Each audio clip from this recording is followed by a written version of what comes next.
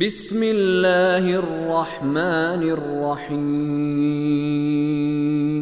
ومن شر النفاثات في العقد ومن شر حاسد اذا حسد وجاءوا بسحر عظیم، بہت بڑا جادو کیا انہوں نے، بہت بڑا جادو کیا تو کچھ ان رسیوں کی حالت نہیں بدلی تھی۔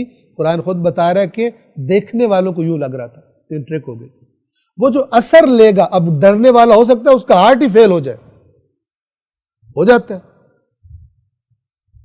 بے ہوش ہو کے گر جائے، کیونکہ جو آنکھ نے دکھایا ہے اس کا جتنا اثر کمزور دل والا، کمزور ارادے والا بندہ زیادہ افیکٹ ہوگا، اور جس نے سیدھا راستہ نہیں دیکھا ان چیزوں سے بچنے کا، اللہ اور اللہ کے رسول سے، پھر وہ الٹے سیدھے لوگوں کے کاروبار چمکائے گا، انہیں پیمنٹس کرے گا، اب اتنے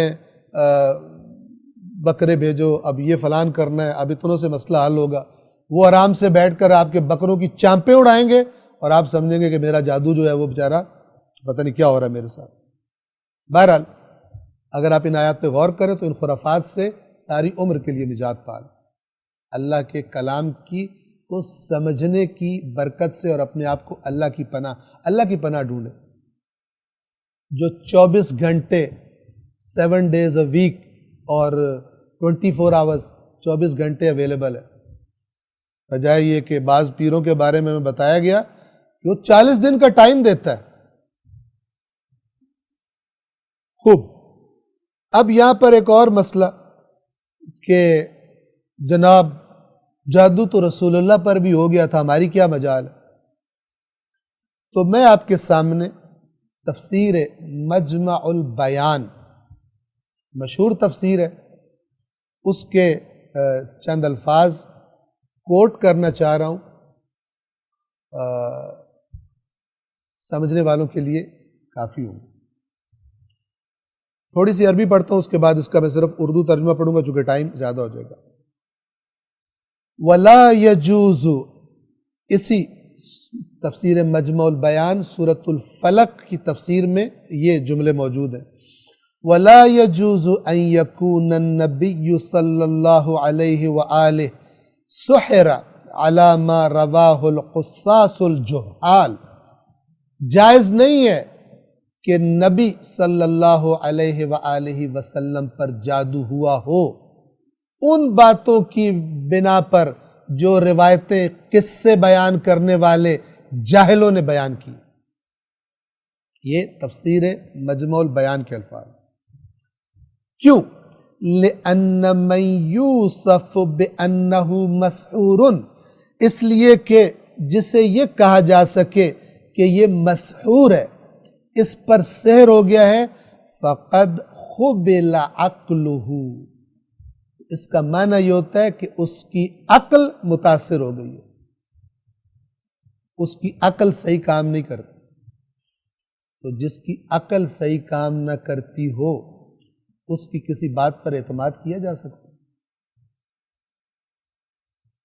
وَقَدْ أَنْكَرَ اللَّهُ تَعَالَى ذَلِكَ فِي قَوْلِهِ، اور بے شک اللہ نے اس بات کا انکار کیا ہے اپنے رسول کے بارے میں اپنے اس قول میں، وَقَالَ الظَّالِمُونَ إِن تَتَّبِعُونَ إِلَّا رَجُلًا مَسْحُورًا، اور ظالم کہتے ہیں مومنوں کو کہ تم لوگ کسی اور کے پیچھے نہیں چل رہے سوائے ایک ایسے شخص کے جس پر جادو ہوا مسحور، رجلا مسحورا، ایک سحر زدہ شخص کے پیچھے تم چل رہے ہو، یعنی یہ الٹی سیدھی نعوذ باللہ باتیں کرتا ہے، تم اس کے پیچھے چل رہے ہو، یہ تو جادو کے زیر اثر ہے۔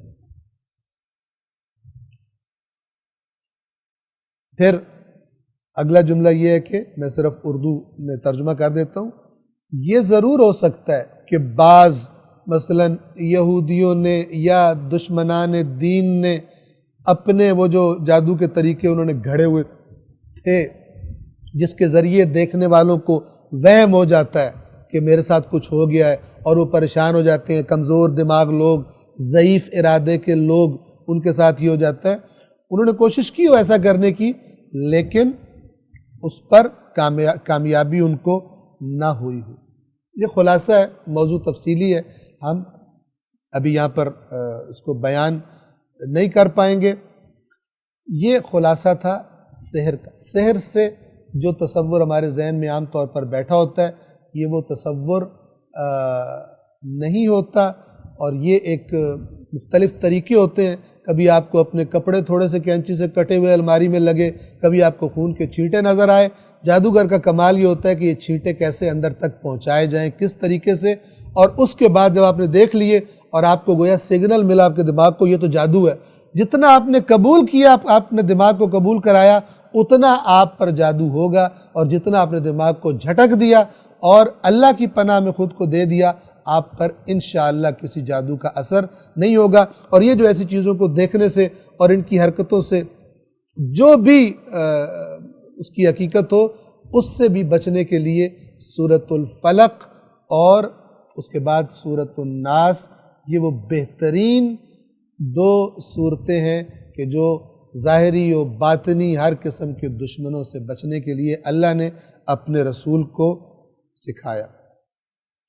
اور ایک اور چیز کی طرف ہم اشارہ کر دیں، یہ پھونکنا کیا ہوتا ہے۔ یاد رکھیے کہ پھونکنے سے پہلا معنی جو ہمارے ذہن میں آتا ہے، جو مشہور ہے، وہ جو عورتیں پھونکتی ہیں، لیکن ضروری نہیں کہ اس پھونکنے سے واقعاً منہ سے پھونکنا مراد ہو۔ اس کی ہم آپ کو مثال دیں قرآن کریم میں، مثلا سورہ صف میں آیت نمبر 8 میں اس طرح سے اللہ فرماتا ہے یریدون لیطفئوا نور اللہ بافواہہم، وہ چاہتے ہیں کہ اللہ کے نور کو اپنے منہ سے بجھا دیں۔ منہ سے بجھا دیں، منہوں سے بجھا دیں، یعنی منہ سے پھونک مارتے ہیں۔ اب یہ اللہ کے نور کو اپنے پھونکوں سے بجھا دیں، کیا مطلب ہے؟ وہاں پہ کوئی چراغ تھا جو جل رہا تھا، رسول پاک نے کوئی چراغ جلایا تھا جس کو پھونکے مار کر کفار بجھا رہے تھے؟ نہیں، ان پھونکوں سے مراد وہ مثلا اس منہ سے مراد وہ پروپیگنڈا ہے، اور اس نور سے مراد ہدایت اسلام کا نور ہے۔ یہ چاہتے ہیں اپنے پروپیگنڈوں سے اس نور کو بجھا دیں۔ توجہ کیجیے، تو بالکل اسی طرح یہ عام ہر زبان میں اس طرح سے الفاظ استعمال ہوتے ہیں، تعبیرات استعمال ہوتی ہیں۔ مثلا کہا جاتا ہے جی فلان شخص نے ناک اس کی زمین پر رگڑ دی، کیا مطلب؟ اس کو ذلیل و رسوا کر دیا، نہ کہ واقعاً اس کی ناک رگڑی ہے۔ قرآن مجید عرب معاشرے میں بولی جانے والی جو فصیح و بلیغ عربی زبان تھی، اس زبان میں نازل ہوا۔ جیسے لوگ محاورے بولتے تھے، مثالیں دیتے تھے، جس طرح الفاظ کو استعمال کرتے تھے اس طرح استعمال ہوا۔ تو ضروری نہیں کہ نفاسات فی العقد سے مراد وہی پھونکے مارنے والی مراد ہو۔ اگر وہ بھی مراد لیں تو وہ کیا ہوتا ہے؟ اس طریقے سے جادوگرنی یا جادو کرنے والا وہ اپنے آپ کو پریٹینڈ کرتا ہے کہ اس کام میں میرے بڑی تاثیر ہے۔ یہ گویا کہ صدیوں سے یہ کام چلتا آ رہا ہے اور ایک ٹریڈ مارک بن گیا ہے کہ جادو اس طرح سے ہوتے ہیں، چاہے کچھ ہوتا ہو واقعاً یا کچھ نہ ہوتا ہو، صرف یہ دکھا کر اگلے کو پریشر میں لے لیا جاتا ہے کہ ہم نے یہ کام کر دیا۔ جیسے الو کا سر کاٹ کے پھینک دیا، یا مثلا فلان خون کے چھینٹے پھینک دیے، اگلے کو دماغ کو ایک دفعہ افیکٹ کرنے کے لیے، اس کے دماغ میں وسوسہ ڈالنے کے لیے کہ مجھ پر جادو ہو رہا ہے، اور اس کے بعد پھر جیسا اس کا دماغ ہے اتنا زیادہ وہ متاثر ہو جائے گا، کمزور ہے تو اور زیادہ متاثر ہو جائے گا۔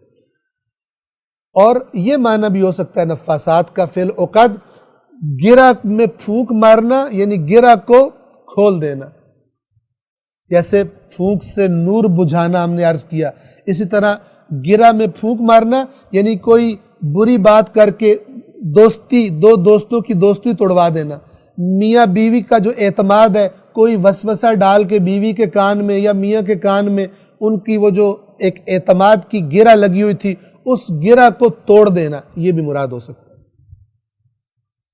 بس صرف ایک ہی تصویر آپ کے ذہن میں نہ بنے نفاسات فی العقد۔ تو بہرحال جو بھی معنی ہو، مثال کے طور پر آپ اپنے ذہن میں جو بھی معنی بنائیں، اللہ تعالیٰ کی اس کلام سے ان کے شر سے اپنے آپ کو اللہ کی پناہ میں دیا جا سکتا ہے۔ اسی وضاحت پر ابھی ہم فی الحال یہاں پر اکتفا کرتے ہیں۔ آیت نمبر 5 جو آخری آیت ہے، وَمِن شَرِّ حَاسِدٍ اِذَا حَسَد، اور حسد کرنے والے کے شر سے جب وہ حسد کرے۔ حسد کیا چیز ہے؟ دوسرے کی نعمت کو برداشت نہ کرنا، یا دوسرے لفظوں میں اگر اس کی تہ میں انسان اترے تو یہ حسد کرنے والا اصل میں اللہ کی تقسیم پر راضی نہیں ہوتا۔ ایک اور چیز ہے جسے عربی میں کہا جاتا ہے غبطہ، غین بے طوئے اور ہے، غبطہ۔ غبطہ کیا ہے کہ اگر کسی کے پاس نعمت دیکھی، خدا سے دعا کی خدایا مجھے بھی عطا کر، بغیر اس کے کہ اس کے بارے میں جلن پیدا ہو کہ اس کے پاس کیوں ہے۔ اس میں کوئی حرج نہیں۔ اگر خدا نے کسی کو نیک کاموں کی توفیقات دی ہیں، کسی کو زیادہ رزق دیا ہے، اس کو دیکھے تو اللہ سے دعا کرے خدایا جیسے تو نے اپنے اس بندے کو عطا کیا ہے مثلا مجھے بھی عطا کر، کوئی حرج نہیں ہے۔ یہ حسد نہیں ہے، اسے کہتے ہیں غبطہ۔ حسد کیا ہے؟ حسد یہ ہے کہ میرے پاس ہو نہ ہو، اس کے پاس کیوں ہے۔ یہ جذبہ جو شخص جس کی اگر مثلا ہم میں سے کسی کے اندر بھی پیدا ہو اور اس بیماری کا فوراً علاج نہ کرے، یہ انسان کو تباہ کر دیتی۔ ایک سٹوری کسی کتاب میں پڑھی، صحیح یا غلط فرق نہیں ہے لیکن تمثیل ہے، سمجھیے گا۔ اس میں بیان کیا گیا تھا کہ ایک دن شیطان اور فرعون مل کر بیٹھے کھانا کھا رہے تھے، شیطان اور ابلیس اور فرعون۔ تو کھانا کھاتے کھاتے فرعون نے ابلیس سے پوچھا کہ تو نے اپنی زندگی میں میرے یعنی فرعون سے، میرے اور اپنے سے زیادہ بھی کوئی خبیث اور گھٹیا آدمی دیکھا ہے؟ یعنی کوئی اے ابلیس تو نے کوئی ایسا انسان دیکھا ہے جو مجھ سے اور تجھ سے دونوں سے زیادہ پلید اور گھٹیا اور خبیث ہو؟ اس نے کہا ہاں میں نے دیکھا ہے۔ کون سا؟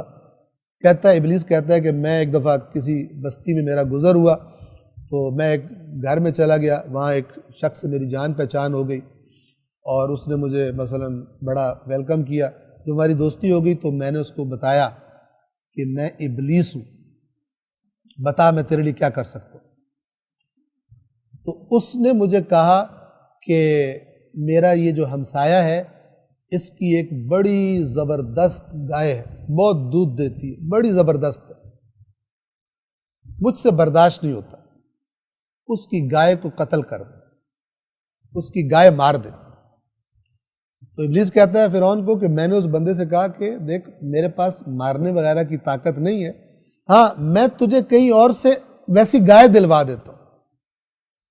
حسد کو نوٹ کیجیے۔ تو ابلیس فرعون سے کہتا ہے کہ وہ اتنا خبیث اور گھٹیا انسان تھا، اس نے کہا نہیں مجھے گائے نہیں چاہیے، اس کی گائے مرنی چاہیے، اس کے پاس کیوں؟ تو اس نے کہا کہ اے فرعون تجھ سے بھی اور مجھ سے بھی زیادہ گھٹیا بندہ میں نے وہ دیکھا۔ یہ تمثیل ہے لیکن واقعاً حاسد پتہ نہیں کیا کچھ کر گزرتا ہے اپنی حسد کی آگ کو ٹھنڈا کرنے کے لیے۔ وَمِن شَرِّ حَاسِدٍ اِذَا حَسَد، اور حسد کرنے والے کے شر سے جب وہ حسد کرے۔ تو یہ 5 آیات مبارکات ہم نے آپ کی خدمت میں عرض کر دی کہ انشاءاللہ ان کے معنی پر آپ غور کریں گے، اور آپ سے گزارش کروں گا کہ آپ کے دوستوں میں، عزیزوں میں، رشتہ داروں میں اگر کچھ لوگ ان پریشانیوں میں، خرافات میں، وہم پرستیوں میں مبتلا ہوں تو یہ قرآنی ہدیہ ان کے ساتھ انشاءاللہ آپ شیئر کر سکتے ہیں، اور خدا نے اگر ان کو کچھ توفیق دی عقل سے کام لینے کی تو اپنی جان ان دنیاوی عذابوں سے، جو اللہ سے دور رہنے اور اللہ پر توکل کا معنی اور صحیح ایمان کے معنی کو نہ سمجھنے کی وجہ سے جن خرافات میں اور مصیبتوں میں پھنس جاتے ہیں لوگ اور زندگیاں اپنی اجیرن کر لیتے ہیں، ہو سکتا ہے کہ ایسا کرنے سے کسی کو ان مسائل سے نجات مل جائے کہ اللہ کے کلام سے